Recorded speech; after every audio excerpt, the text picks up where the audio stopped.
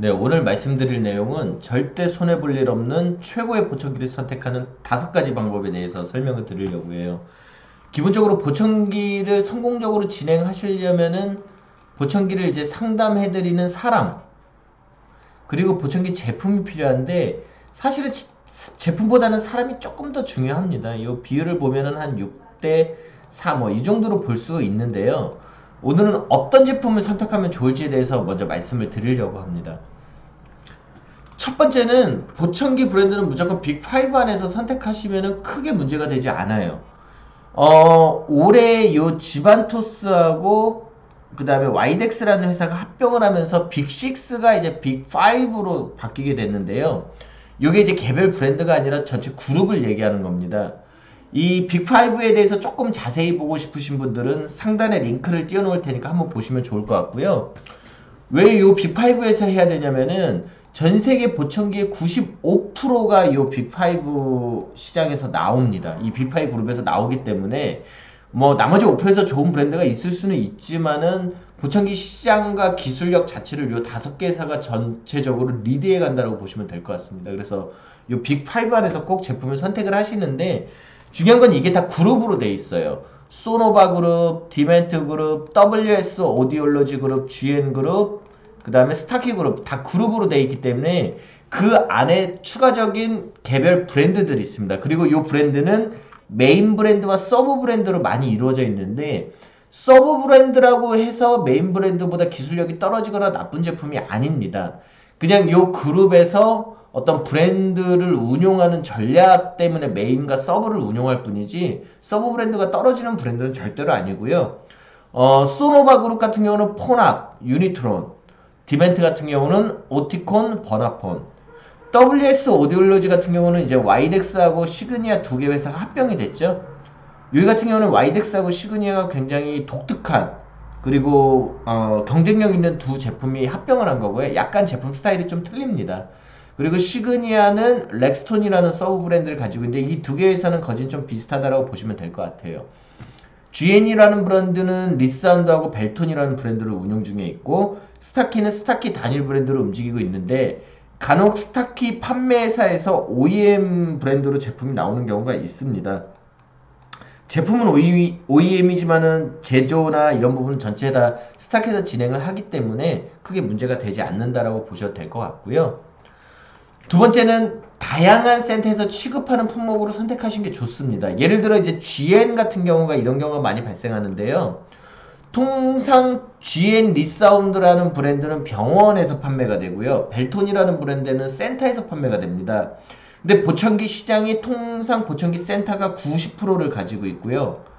그 다음에 병원이 한 10% 정도의 점유율을 갖고 있기 때문에 통상 리사운드라는 브랜드를 하면은 향후에 내가 혹시 이사를 가거나 먼 지역으로 갔을 때 AS를 받기가 조금 쉽지 않은 경우가 발생이 돼요. 그렇기 때문에 내가 GN에서 나오는 보청기를 하고 싶다라고 하면은 가급적이면은 리사운드보다는 벨톤이라는 제품을 하시는 게 조금 더 사후 관리를 받으신데 유리하고요. 이렇든 저렇든 국내 시장 점유율 1위는 스타키가 가지고 있고 2위는 시그니아가 가지고 있는데 스타키가 1위를 가지고 있는 이유는 간단합니다. 굉장히 많은 판매망을 가지고 있어요. 그렇기 때문에 내가 예를 들어 이제 부모님이 시골에 계시거나 조금 뭐 이사를 많이 다녀야 되시는 분들은 스타키 제품을 구입하시기 굉장히 좋은 선택일 수 있습니다. 왜냐면은 어디를 가든 스타키를 취급하는 데는 거진 뭐 군 단위까지 다 있다라고 보시면 될 것 같아요.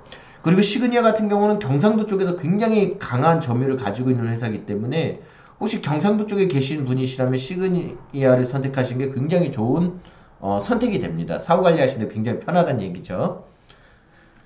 세 번째는 가급적이면 최신 출시된 제품으로 선택을 하셔야 됩니다. 보청기는 휴대폰하고 똑같이 매년 신제품이 출시가 돼요. 약간 아이폰하고 비슷한데 아이폰을 보시면은 한 연도는 PHON이죠. 아이폰을 보시면 한 년도는 이렇든 저렇든 전체 제품이 리뉴얼이 되고 한 년도는 이렇저렇 업그레이드판이 나오잖아요. 보청기도 약간 비슷합니다.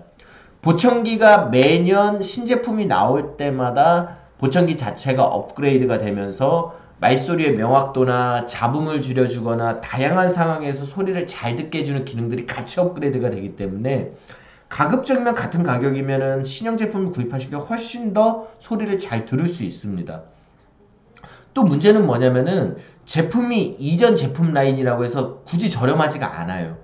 그렇기 때문에 가급적이면은 최신 그 각 브랜드의 최신 출시된 제품을 구매하시는 게 좋은데 최신 출시된 제품을 어떻게 하면 구매할 수 있습니까? 라고 물어보시면은 간단하게 인터넷 검색을 해보시면은 대략적으로 이 제품이 언제 출시된 건지를 알아보실 수가 있습니다. 그래서 인터넷에 검색을 해보시거나 아니면 좀 검색하기 힘들다 그러면은 각 제조사에 문의를 해보시면은 현재 최신으로 출시된 제품이 어떤 건지를 알려드릴 거예요. 여기서 이제 한 가지 질문을 하실 수 있는 게 그럼 왜 센터에서는 최신 출시된 제품을 항상 추천하지 않습니까? 라고 물어보실 수 있는데 이게 약간 센터에도 이유가 있는 게 뭐냐면은 이게 아까 말씀드린 것처럼 5개의 그룹에서 많은 브랜드에서 신제품이 나오다 보니까 각 센터에서 신제품이 나와도 요 신제품에 대한 운용법에 대해서 조금 학습하는 데 시간이 걸리는 경우가 있습니다. 그렇기 때문에 약간 구형 제품을 구형 제품이라고 해서 아주 오래된 제품은 아니고요. 한 1, 2년 정도 구형 제품을 권해드린 경우가 있는데 그런 경우에는 대략적으로 인터넷으로 확인을 해 보시고 센터에 조금 시간이 걸리더라도 좀 신형 제품을 주십시오라고 문의해 보시는 것도 좋은 방법일 것 같고요. 예를 들면은 스타키는 현재 리비오라는 제품이 신제품입니다. 그래서 스타키 리비오라고 검색을 해 보시면은 스타키 리비오라는 제품이 올해 6월에 출시가 됐고요. 스타키 코리아에서. 그 다음에 스타키 리비오의 충전식은 11월달 2019년 11월달에 출시를 했습니다. 그러니까 지금 스타키에서 리비오가 올해 출시된 최신 제품이구나 라고 보실 수 있는 거고요. 예를 들어 와이덱스 같은 경우는 2020년 내년을 타겟으로 인조이라는 제품을 미리 출시를 했거든요. 그래서 인터넷에 검색을 해보시면은 인조이라는 제품이 언제 출시가 됐는지 대략적으로 블로그나 아니면은 뉴스나 이런 거를 통해서 확인하실 수 있으니까요. 제품을 구입하시기 전에 꼭 한번 검색을 해보시기를 바라고요. 마지막으로 죄송합니다. 네 번째는 두세 개 브랜드의 장단점을 비교해 보시는 게 좋아요.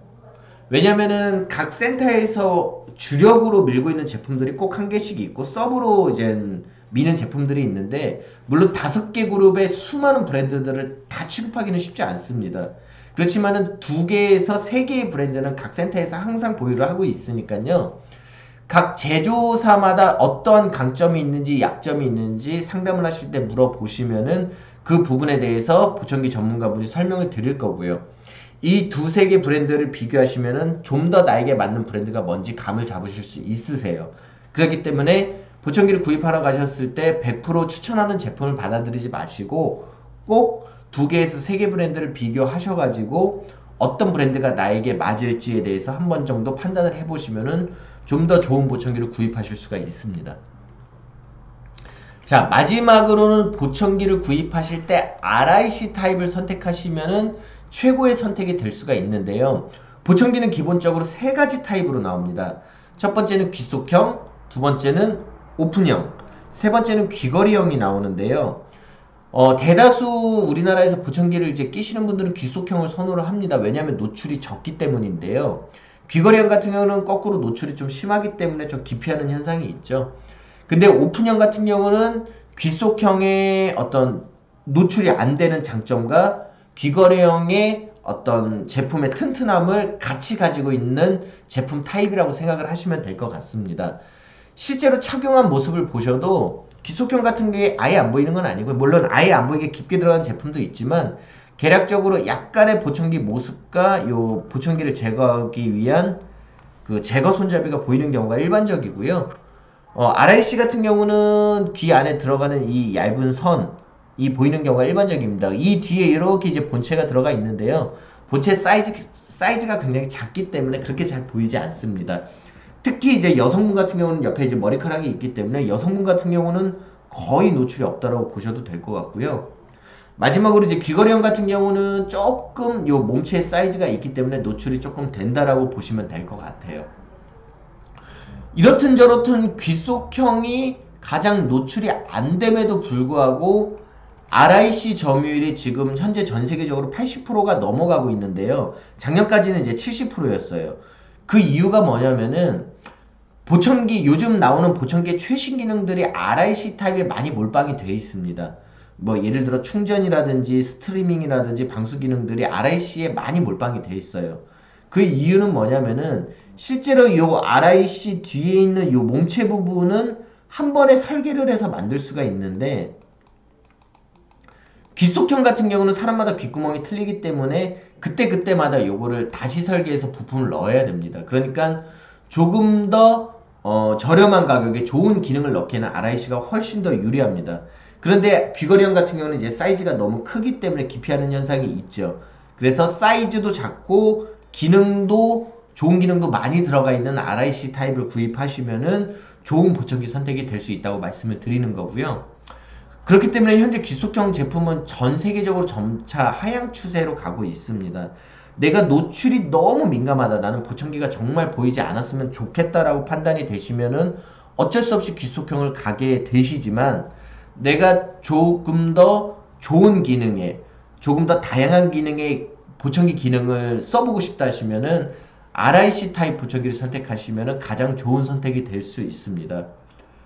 네, 지금까지 최고의 보청기를 선택하는 5가지 방법에 대해서 설명을 드렸는데요. 제가 여기서 설명을 다 못 드린 부분에 대해서 댓글로 질문을 주시면은 제가 댓글을 통해서 아주 자세하게 답변을 드릴 수 있도록 하겠습니다.